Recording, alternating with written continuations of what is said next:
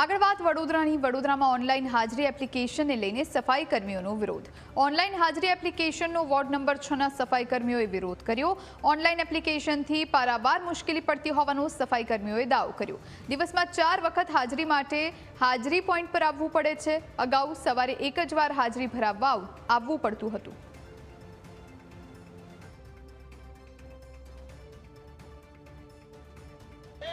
વડોદરા મહાનગરપાલિકા દ્વારા તાજેતરમાં જે કર્મચારીઓ છે તેમની હાજરી ભરવા માટે એક એપ્લિકેશનની જે શરૂઆત છે તે કરવામાં આવી છે.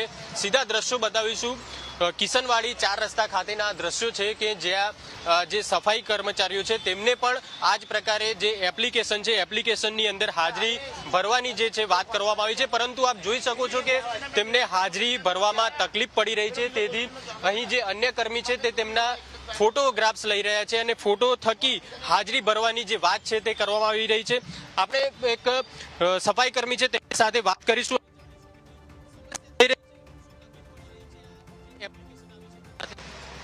અત્યારે હાલમાં આપ જોઈ રહ્યા છો વિડીયોના માધ્યમ દ્વારા કે કર્મચારી પોતાની દૂર દૂરથી બીટો પર સાઈડ પરથી અહીં ગાડી આવી રહ્યા છે. 11 વાગ્યાની હાજરી કરાવી રહ્યા છે. તેમાં લેડીઝ સ્ટાફ પણ પોતાના બાળકોને 12 વાગે સ્કૂલમાં જવાનું હોય છે, છતાં પણ તેઓ પણ પોતાના સમય બગાડીને અહીંયા એક ખોટો 11 વાગ્યાનો એક સમય બગડી રહ્યો છે.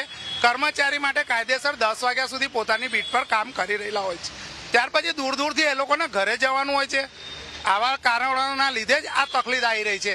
બાકી સવારમાં 7 વાગ્યાની હાજરી માટે અમે રેગ્યુલર રેડી છીએ. બપોરના 2 વાગ્યાની હાજરી માટે પણ અમે રેડી છીએ.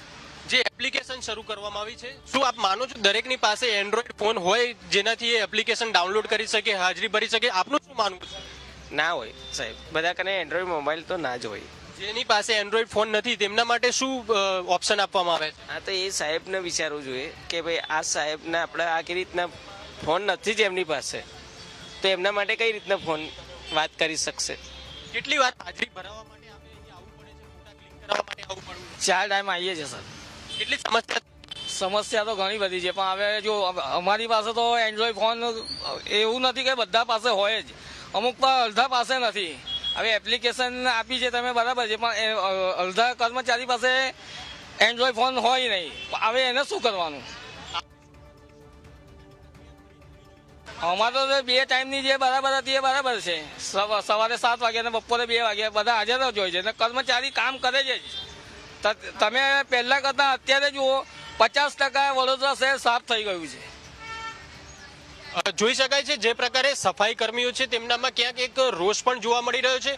એપ્લિકેશનનો તેઓ વિરોધ નથી કરી રહ્યા, પરંતુ તેમનું એવું સ્પષ્ટ માનવું છે કે જે સફાઈ કર્મચારીઓ છે કે જેઓ રેગ્યુલર કામ કરે છે જેમની પાસે એન્ડ્રોઈડ ફોન નથી તેમને અલગ કોઈ વ્યવસ્થા કરવી જોઈએ. જે પ્રકારે અગાઉની વ્યવસ્થા હતી, સવારે એકવાર આવતા હતા, હાજરી ભરાવતા હતા, હવે તેમને 3 વાર આવવું પડી રહ્યું છે, તેવા 4 વાર આવવું પડી રહ્યું છે, તેવા તેમના દ્વારા આક્ષેપ લગાવવામાં આવી રહ્યા છે. મહત્વની વાત એ છે કે પાલિકા દ્વારા હવે આ દિશામાં કોઈ પગલાં લેવામાં આવે છે, તેમને અન્ય કોઈ વૈકલ્પિક વ્યવસ્થા આપવામાં આવે છે કે કેમ તે હવે જોવાનું રહેશે. કેમેરામેન સચિન પરમાર સાથે દર્શન ચૌધરી, ન્યૂઝ કેપિટલ, વડોદરા.